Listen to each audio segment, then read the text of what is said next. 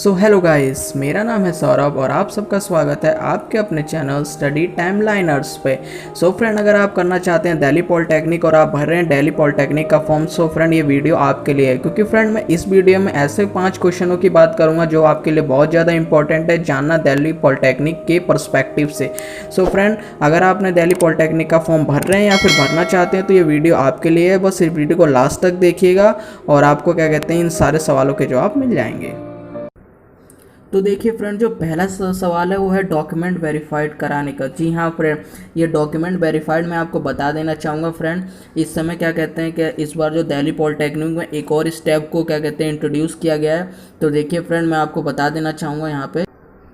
तो ये जो देखिए, जो आप अपनी स्क्रीन पे यहाँ पे देख रहे होंगे, ये इस बार जो डॉक्यूमेंट वेरिफिकेशन का एक नया स्टेप यहाँ पे आपको इंट्रोड्यूस किया गया है। पहले फ्रेंड मैं आपको बता देना चाहूँगा, इससे पहले जो दिल्ली पॉलिटेक्निक में सिर्फ इतने ही स्टेप हुआ करते थे जो आपका पे रजिस्ट्रेशन फीस तक है। जी हाँ फ्रेंड, यहीं तक स्टेप होते थे, लेकिन इस बार एक और स्टेप को इंट्रोड्यूस किया गया है जो डॉक्यूमेंट वेरिफिकेशन का है फ्रेंड। ये आपका डॉक्यूमेंट वेरिफिकेशन आपका रजिस्ट्रेशन फीस करने के बाद ही ऑनलाइन होगा।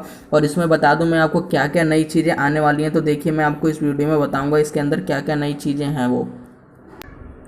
तो इस जो डॉक्यूमेंट वेरिफिकेशन होगा, इसमें आपको कुछ नहीं करना है। जैसे ही आप अपनी रजिस्ट्रेशन फ़ीस को सबमिट कर दोगे, उसके बाद ये ऑनलाइन ही आपका डॉक्यूमेंट वेरिफिकेशन होगा। इसमें बस एक चीज़ होगी, देखिए कि after filling admission form notify by email, आपको ईमेल के थ्रू ही बात होगी। जैसा कि आपको पता होगा, जब आप क्या कहते हैं अपना एडमिशन फॉर्म भरोगे तो आपको उसमें अपनी ईमेल आईडी भरने का ऑप्शन है। तो आप अपनी ईमेल आईडी जरूर भरिएगा, क्योंकि क्या कहते हैं जब ये आपका डॉक्यूमेंट वेरीफाई होगा तो अगर कोई भी दिक्कत होगी क्या कहते हैं, तो आपको कुछ भी अगर पूछना होगा तो वो आप क्या कहते हैं जो डीटी मतलब जो दिल्ली पॉलिटेक्निक के जो बोर्ड वाले हैं वो आपसे क्या कहते हैं ईमेल के थ्रू ही कांटेक्ट करेंगे। अगर कोई भी इशू होगा आपके डॉक्यूमेंट्स को लेकर तो आपको ईमेल के थ्रू ही नोटिफाई किया जाएगा और आपको रिप्लाई भी ईमेल में ही करना है।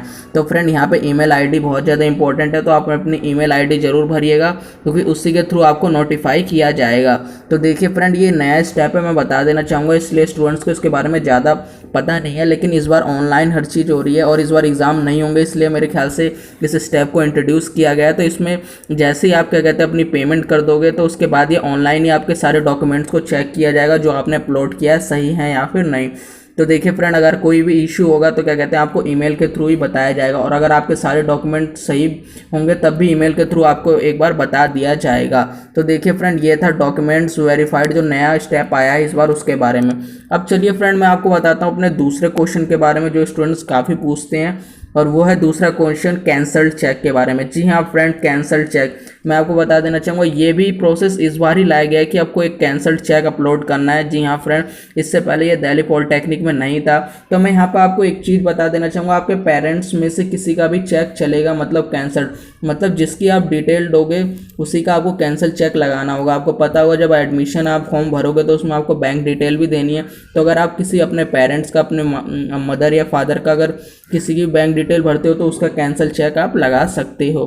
तो फ्रेंड, ये स्टूडेंट्स का बहुत ज़्यादा क्वेश्चन होता है, तो यहाँ पे मैं आपको बता देना चाहूँगा, अपने पेरेंट्स से आप किसी का भी आप कैंसिल चेक लगा सकते हो। उस चेक पर सिर्फ आपको कैंसिल लिख देना है, उसके बाद उसको क्या कहते हैं उसकी इमेज को क्लिक करके उसको अपलोड कर देना है। तो चलिए अब अपने तीसरे क्वेश्चन की तरफ चलते हैं। तो तीसरा क्वेश्चन ये बहुत ज़्यादा इंपॉर्टेंट है और ये है आपका SC ST OBC के सर्टिफिकेट से रिलेटेड। जी हाँ फ्रेंड, SC ST OBC को क्या कहते हैं रिजर्वेशन दिया जाता है दिल्ली पॉलिटेक्निक में। तो वहाँ पे मैं आपको एक चीज़ बहुत क्लियर बता देना चाहूँगा कि जो सर्टिफिकेट होना चाहिए ना आपका दिल्ली का ही होना चाहिए। जी हाँ फ्रेंड, ऐसा नहीं कि आप अपने गांव का कहीं का भी सर्टिफिकेट लेके आ रहे हो तो वो चलेगा, नहीं फ्रेंड।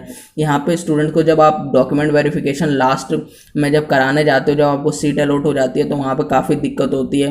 तो मैं आपको बता देना चाहूँगा कि क्या कहते हैं आपका जो सर्टिफिकेट है वो दिल्ली का ही होना चाहिए, तभी वो मान्य होगा दिल्ली पॉलिटेक्निक में। तो देखिए फ्रेंड, ये था आपका तीसरा क्वेश्चन जो बहुत ज़्यादा स्टूडेंट्स मुझसे आस्क करते हैं।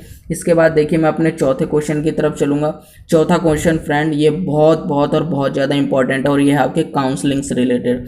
तो देखिए काउंसलिंग से रिलेटेड कैसे क्वेश्चंस होते हैं स्टूडेंट के, मैं आपको बता देना चाहूँगा। काउंसलिंग से रिलेटेड काफ़ी स्टूडेंट मुझसे सवाल पूछते हैं कि काउंसलिंग कैसे करनी है, क्या करनी है और क्या होगा काउंसलिंग में।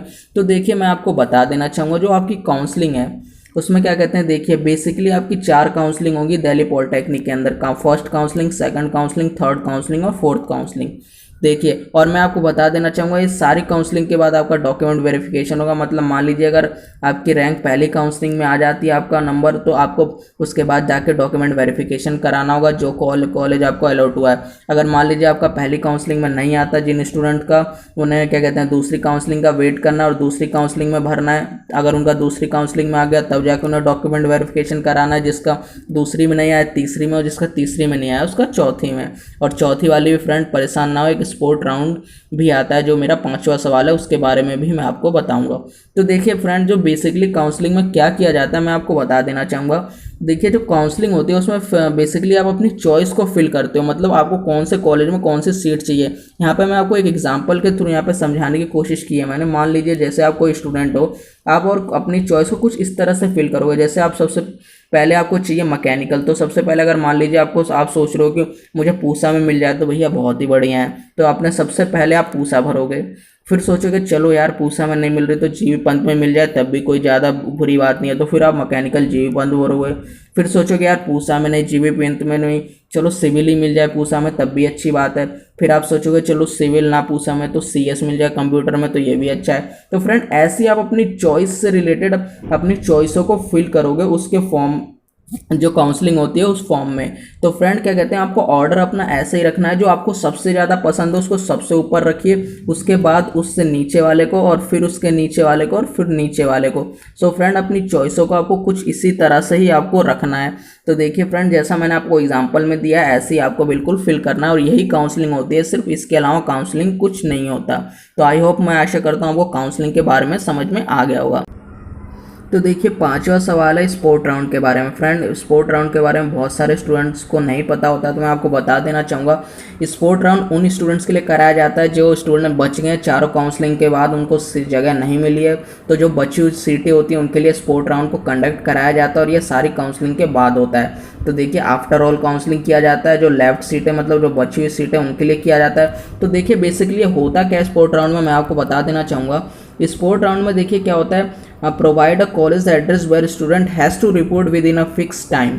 मतलब फ्रेंड एक कॉलेज आपको प्रोवाइड किया जाता है, मतलब एक कॉलेज का नाम, जो भी दिल्ली पॉलिटेक्निक के अंदर जो कॉलेजेस हैं जैसे अंबेडकर, पूषा, जीवी पंत, इनमें से एक कॉलेज आपको क्या कहते हैं बताया जाएगा कि आपको उस कॉलेज में जाकर रिपोर्ट करना है। और फ्रेंड एक फ़िक्स टाइम दिया जाएगा जैसे 10 बजे का, और एक फ़िक्स डेट भी दी जाएगी किस डेट को जाके आपको वहाँ पर रिपोर्ट करना है। तो करना कुछ नहीं होगा फ्रेंड, जो स्टूडेंट क्या कहते हैं उस टाइम लिमिट तक पहुँच जाएंगे, और उसके बाद रैंक देखी जाएगी, मतलब जिसकी रैंक सबसे कम होगी उसको पहले प्रेफरेंस दी जाएगी।